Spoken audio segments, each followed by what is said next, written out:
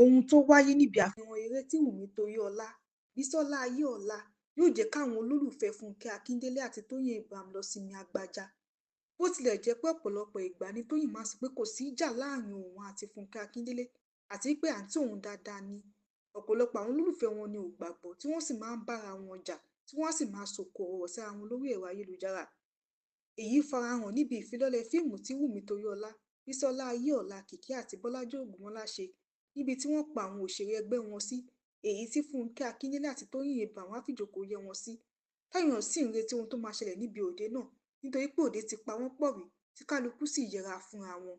Ṣùgbọ́n òde tó pa wọ́n pọ̀ lánàá yìí ni Tóyìn lọ gòkè lọ bá Fúnkẹ́ Akíndélé níbi tó jókòó sí tó sì kúnlẹ̀ kí i, tí Fúnkẹ́ sì fà á dìde tí wọ́n sì ń sọ̀rọ̀ tí wọ́n sì ń fetí kọra wọn létí.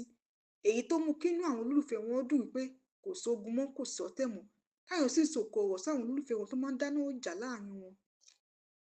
Àwọn táwọn èèyàn tún retí kíjà pé láàrin wọn ni Wùmí Toríọlá àti Tóyìn Abraham. Gbogbo akitiyan àwọn èèyàn láti jẹ́ kí ìjà náà parí ni kò so èso rere. Táyọ̀ sì nírètí pé fíìmù Ginger tí Wùmí kópa nínú ẹ̀ yóò jẹ́ kí ìjà náà parí. Àwọn táwọn èèyàn tún retí kíjà wọn parí ni Fúnkẹ́ Akíndélé àti Mercy Aigbe. Ohun tó sì fàjà wọn kò jọ ogún ìwò lọ látàrí bí Mercy Aigbe ṣe gbé rẹ̀ síta lọ́jọ́ kan náà tí Fúnkẹ́ gbé síta tó gbé lọ́jọ́ kan náà tí Fúnkẹ́ Akíndélé gbé rẹ̀ síta lọ́dún tó kọjá. Ó sì jẹ́ pé àwọn kan sọ pé ojú ọ̀run tẹ́yẹ fò láì fara kanra. Táwọn kan sọ pé ó ṣàfojúdi sí Fúnkẹ́ Akíndélé ṣe gbé rẹ̀ síta lọ́jọ́ kan náà tí Fúnkẹ́ gbé rẹ̀ tiẹ̀ síta. Ìṣẹ̀lẹ̀ yìí gan ṣàkóbá ńlá fún fíìmù Mercy Aigbe tó pé eré náà kò fi bẹ́ẹ̀ ṣe dáadáa ní sinimá.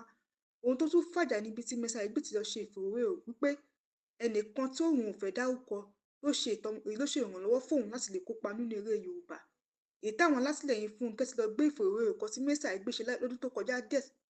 Èyí tó mú káwọn alátìlẹyìn Fúnkẹ́ Akíndélé lọ gbé ìfòròwérò tí Mercy Aigbe ṣe lọ́dún tó ti pẹ́ níbi tó ti dárúkọ Fúnkẹ́ pé òun ló ràn òun lọ́wọ́ nídìí iṣẹ́ tíátà.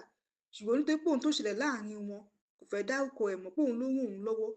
Èyí tó mú káwọn olólùfẹ́ Fúnkẹ́ máa pe Mercy Aigbe láláìmoore.